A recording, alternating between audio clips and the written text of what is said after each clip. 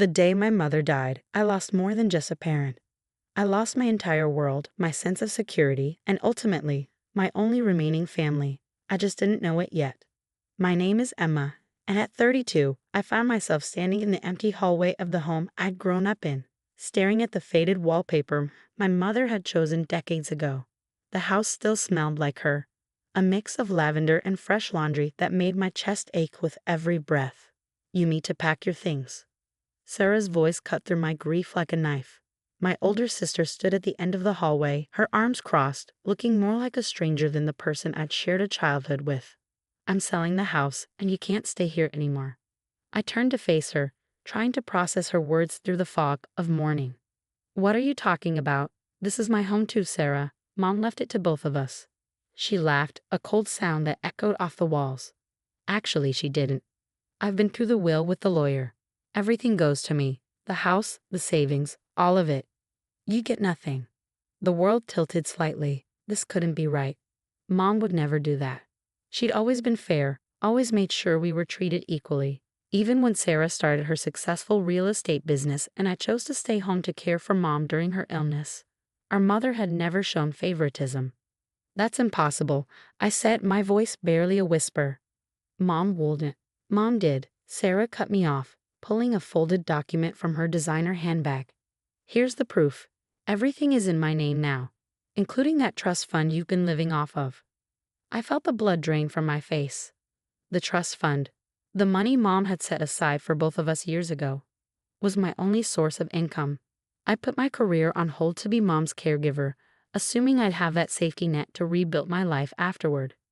"You can't take that," I protested, my hands starting to shake. "That money was meant for both of us.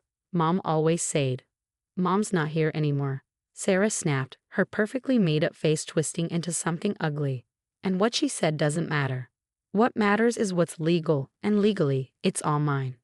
I stood there frozen as Sarah continued. "You have 3 days to get out. Whatever you leave behind gets tossed." She turned on her heel, her expensive heels clicking against the hardwood floor. "Oh, and Emma, don't bother trying to fight this. I've already transferred all the money to my accounts. You can't afford a lawyer anyway." As she walked away, I caught a glimpse of her smirk in the hallway mirror. She'd been waiting for this moment, I realized. While I'd spent the last 2 years caring for our dying mother, Sarah had been plotting. But what she didn't know, what I hadn't told anyone, was that Mom had pulled me aside 3 weeks before she passed. She'd been having one of her clearer days, free from the fog of pain medication. "Emma," she'd said, her thin hand gripping mine with surprising strength.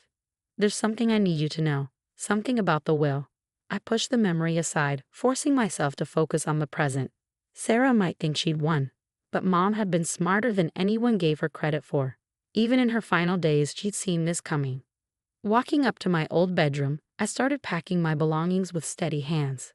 Let Sarah think she'd broken me. Let her believe she'd taken everything. I had something far more valuable than money or property. I had the truth, and in 3 months, when the real will was revealed, Sarah would learn exactly what Mom had planned. But for now, I had to play my part. I packed quickly, efficiently, taking only what I absolutely needed. Clothes, personal documents, and the small box of photos Mom had given me during our last conversation. Everything else could wait. As I carried my bags downstairs, Sarah was in the kitchen, already making calls about listing the house. Her voice drifted through the air, discussing property values and market trends like our childhood home was just another asset to flip. "Leaving so soon?" she called out, covering the phone with her hand. "I thought you put up more of a fight." I paused at the door, looking back at her. "What's there to fight about? You've made everything perfectly clear." Something flickered across her face. Disappointment maybe, or suspicion at my easy acceptance. But she quickly masked it with another smirk. "Well, good. At least you're being reasonable for once." I nodded, shouldering my bag. "Goodbye, Sarah. I hope you get everything you deserve." The double meaning was lost on her as she turned back to her phone call. Already dismissing my existence, I stepped out into the cool autumn air, letting the door close behind me with a quiet click. In my pocket, I felt the weight of Mom's last letter, the one she'd made me promise not to open until exactly 3 months after her death. The one that would change everything. Sarah thought she won. She thought she'd taken everything from me in one cruel swoop, but Mom had seen this coming long before any of us. She'd known her eldest daughter better than Sarah realized, and she prepared for exactly this scenario. I got into my car, starting the engine with steady hands. 3 months. I just had to wait 3 months, keeping quiet and letting Sarah believe she'd succeeded. Then the real truth would come out, and everything would change. As I drove away from my childhood home, I couldn't help but smile slightly. Mom had always said patience was a virtue. Now I understood exactly what she'd meant. The 3 months that followed were the longest of my life. I found a small studio apartment across town, using what little savings I had left from my personal account, the only money Sarah couldn't touch. The space was tiny, nothing like the sprawling family home I'd left behind, but it was mine. I got a job at a local bookstore, working long hours to keep my mind off the waiting. Every night, I'd come home and look at Mom's sealed letter, fighting the urge to open it early. 3 months exactly, she'd insisted. Promise me, Emma. Sarah, meanwhile, wasted no time making changes. Through mutual friends, I heard she'd already renovated the house, stripping away every trace of Mom's presence. She'd sold most of the furniture, including pieces that had been in our family for generations. The antique dining table where we'd shared Sunday dinners, the grandfather clock that had chimed through our childhood. All gone, replaced with modern pieces that matched her sleek aesthetic. She'd also been spreading stories about me, painting herself as the responsible sister who had to take charge after Mom's death. Poor Emma, she'd tell anyone who would listen. She just couldn't handle adult responsibilities. Someone had to step in. The irony wasn't lost on me. While she was busy crafting her narrative, I was the one working 60-hour weeks, learning to stand on my own feet without the trust fund I'd relied on for so long. Finally, exactly 3 months after Mom's death, I sat down at my small kitchen table and opened the letter with trembling hands. Inside was a single key and a handwritten note. My dearest Emma, if you're reading this, then everything has happened exactly as I feared it would. Sarah's greed has finally won out over her love for family. I'm sorry you had to experience that pain, but I knew you were strong enough to handle it. The key enclosed opens a safety deposit box at First National Bank, box number 2317. Inside, you'll find the real will, the one I made sure to have properly notarized and witnessed 2 months before I died. Sarah has been using a fake, one she likely crafted herself. I've watched her change over the years, becoming someone I barely recognized. The money, the status, it twisted her into someone who would betray her own sister without a second thought. I had to protect you from that. The real will splits everything equally between you both, as I always intended. But there's more. I've also included proof of Sarah's financial misconduct. Documents showing how she embezzled money from my accounts while I was sick, thinking I was too medicated to notice. Use this information wisely, my dear girl. Not for revenge, but for justice. All my love, Mom. I sat there for a long time, letting the weight of Mom's words sink in. She'd known. All along, she'd known exactly what Sarah would do, and she prepared for it. The next morning, I went to the bank as soon as it opened. The safety deposit box contained exactly what Mom had promised. The real will, notarized and ironclad, along with a thick folder of financial records. Sarah had been stealing from Mom for years, small amounts at first, then larger sums as Mom's illness progressed. I took everything straight to a lawyer, one recommended by the bank manager. As he reviewed the documents, his eyebrows rose higher and higher. He paused, looking up at me. This is quite something, Ms. Reynolds. Your sister could face serious legal consequences for this fraud. Not to mention the falsified will she's been using. I nodded, feeling strangely calm. How long will this take to sort out? Given the evidence, not long at all.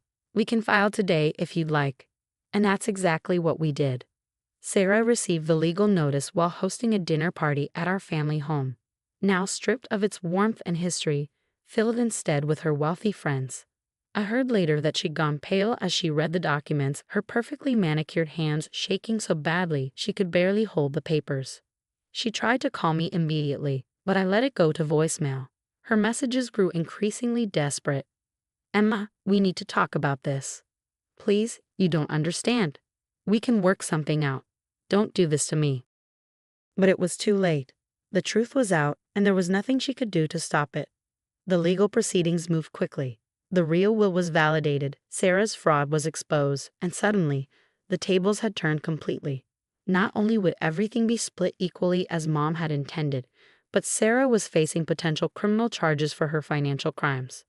She showed up at my apartment one rainy evening, mascara running down her face. "How could you do this to me?" she demanded. "I'm your sister." I looked at her, really looked at her, and felt nothing but pity. "That's exactly what I wondered 3 months ago," I replied quietly, "when you threw me out of our home and took everything Mom left for both of us." "I needed it more than you," she shouted, her composure cracking. "Look at my life, my status. I couldn't lose any of it." "And I couldn't lose my sister," I said simply. "But I did, long before Mom died. You chose money over family, Sarah. These are just the consequences." She left that night, broken and defeated, finally understanding what she'd lost, not just the money or the house, but something far more valuable. Trust, once broken, isn't easily repaired. In the end, justice was served, but it brought me no joy. The house was sold, the proceeds split equally. The trust fund was restored, with Sarah required to repay everything she'd stolen. She avoided jail time but received probation and hefty fines. I bought a small house of my own, not far from where Mom's favorite park. It's nothing grand, but it's filled with the family furniture I managed to buy back from the people Sarah had sold it to. The antique dining table sits in my kitchen, and the grandfather clock chimes just like it used to. Sometimes, on quiet evenings, I sit at that table and look at Mom's letter, marveling at her foresight and wisdom. She'd known that money could corrupt, that greed could destroy even the strongest family bonds. But she'd also known that truth, patience, and justice would prevail in the end. Sarah and I haven't spoken since that night at my apartment. Last I heard, she'd moved to another state, starting over where nobody knew her story. Sometimes I wonder if she ever thinks about what she lost, if she regrets choosing wealth over family. As for me, I found peace in my new life. The bookstore offered me a management position, and I'm slowly building a career I love. More importantly, I'm surrounded by the memories Mom left behind, not just in the furniture or the house, but in the lessons she taught me about patience, integrity, and the true meaning of family. Mom's final gift wasn't the money or the proof of Sarah's crimes. It was the understanding that some things, truth, justice, and self-respect, are worth waiting for. And sometimes the best revenge isn't revenge at all. It's simply letting the truth come to light in its own time.